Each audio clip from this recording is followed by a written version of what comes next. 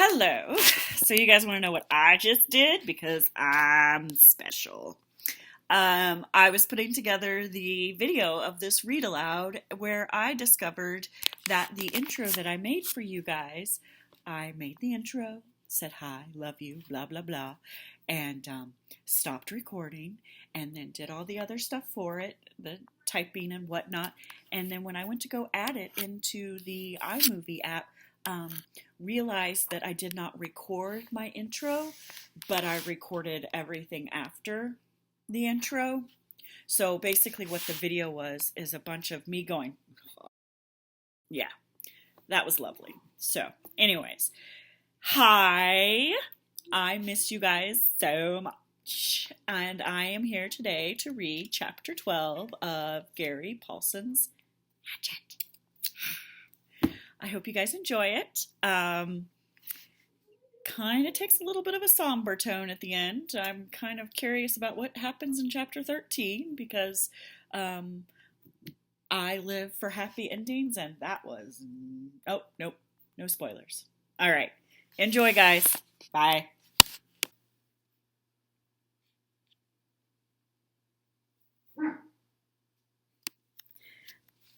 Chapter 12.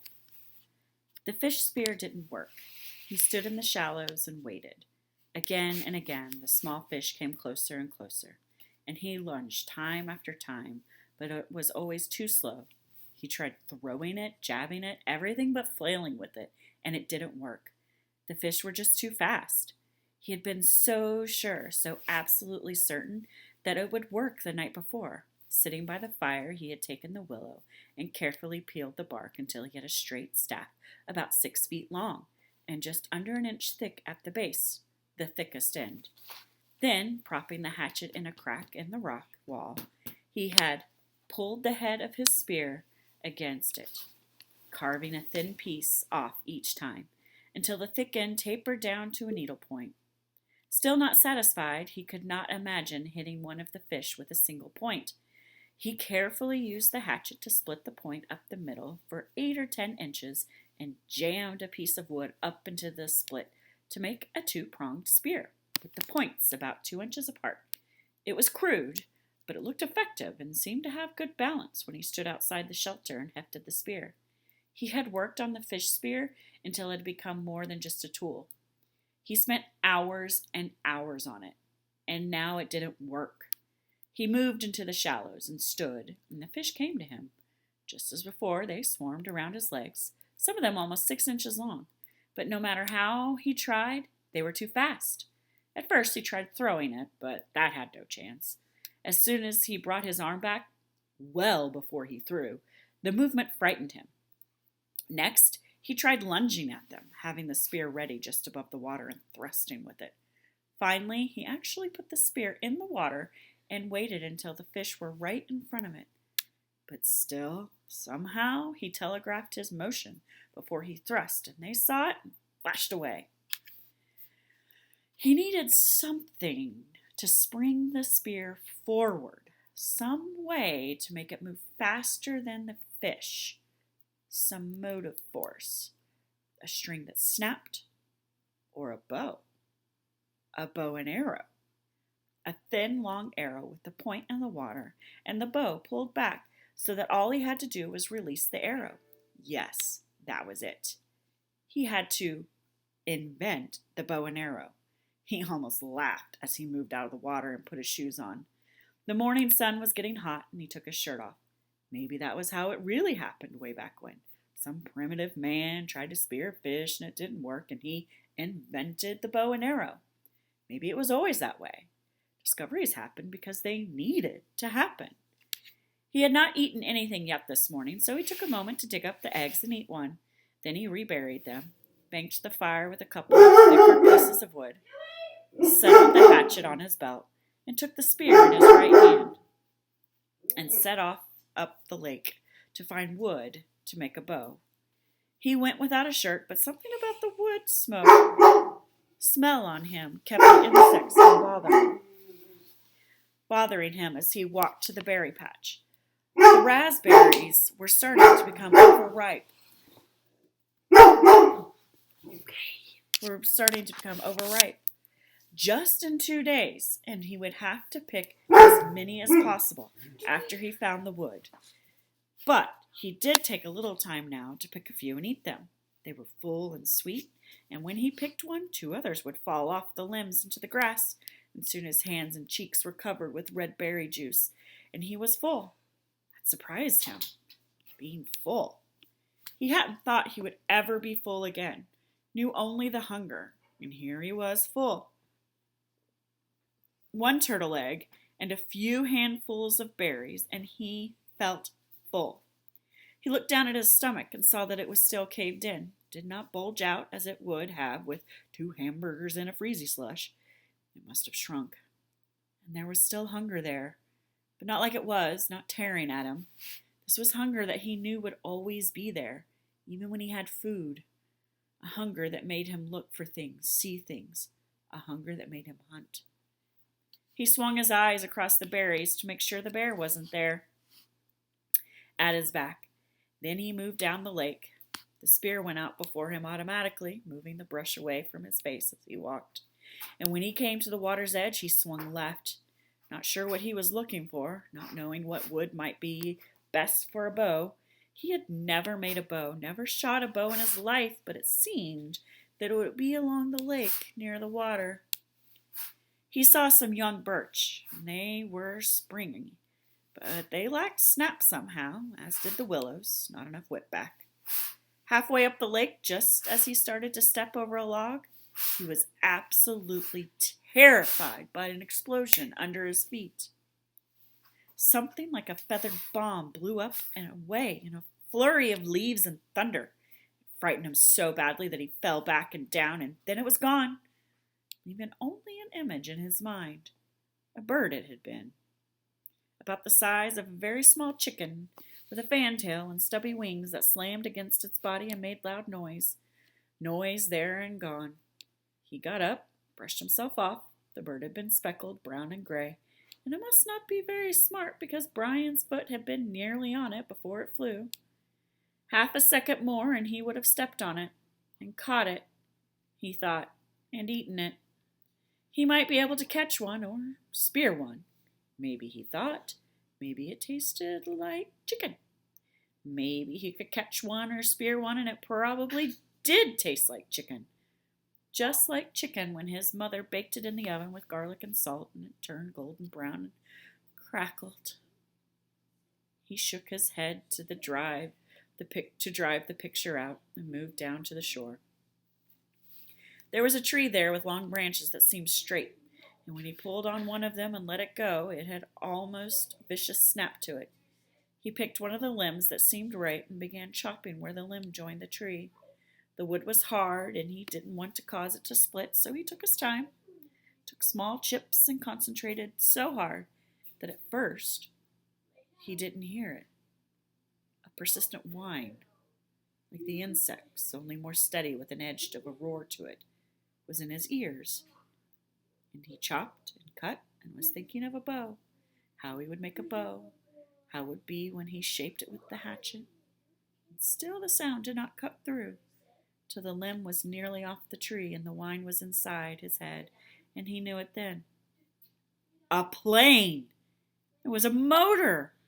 Far off, but seeming to get louder. They were coming for him! He threw down the limb and his spear, and holding the hatchet, he started to run for camp. He had to get fire up on the bluff and signal them. Get fire and smoke up. He put all his life into his legs, jumped logs, moved through the brush like light ghosts, swiveling and running, his legs filling and blowing, and now the sound was louder, coming in his direction. If not right at him, at least closer. He could see it all in his mind now, the picture, the way it would be. He would get the fire going, and the plane would see the smoke and circle once, then again, and waggle its wings. It would be a float plane, and it would land on the water and come across the lake, and the pilot would be amazed that he was alive after all these days. All this he saw as he ran for the camp and the fire. They would take him here, and this night, this very night, he would sit with his father and eat and tell him all the things. He could see it now. Oh, yes. All as he ran in the sun, his legs liquid springs. He got to the camp still hearing the whine of the engine. and one stick of wood still had good flame. He dove inside and grabbed the wood and ran around the edge of the ridge, scrambled up like a cat in blue, and nearly had the flame feeding, growing, when the sound moved away. It was abrupt, as if the plane had turned. He shielded the sun from his eyes and tried to see it, tried to make the plane become real in his eyes. But the trees were so high, so thick, and now the sound was still fainter. He kneeled again to the flames and blew and added grass and chips, and the flames fed and grew. In the moments he had the bonfire as high as his head, but the sound was gone now. Look back, he thought. Look back, see the smoke now, and turn. Please turn. Look back, he whispered, feeling all the pictures fade, seeing his father's face fade like the sound, like lost dreams, like an end to hope. Oh, turn now and come back, look back and see the smoke and turn for me. But it kept moving away, till he could not hear it even in his imagination, in his soul, gone. He stood on the bluff over the lake, his face cooking in the roaring bonfire, watching the clouds of ash and smoke going into the sky, and thought, no, more than thought. He knew then that he would not get out of this place, not now, not ever. That had been a search plane. He was sure of it. That must have been them, and they had come as far off the side of the flight plan as they thought they would have to come, and then turned back. They did not see his smoke, did not hear the cry from his mind. They would not return, would never leave now. He would never leave now, never get out of here. He went down to his knees and felt the tears start, cutting through the smoke and ash on his face, silently falling onto the stone. Gone, he thought finally. It was all gone, all silly and gone. No bows, no spears, or fish or berries. It was all silly anyway, all just a game. He could do a day, but not forever. He could not make it if they did not come for him someday. He could not play the game without hope, could not play the game without a dream. They had taken it all away from him now. They had turned away from him, and there was nothing for him now. The plane was gone, his family gone, all of it gone. They would not come. He was alone, and there was nothing for him. That is the end of chapter 12. It's it is sad. He lost his hope.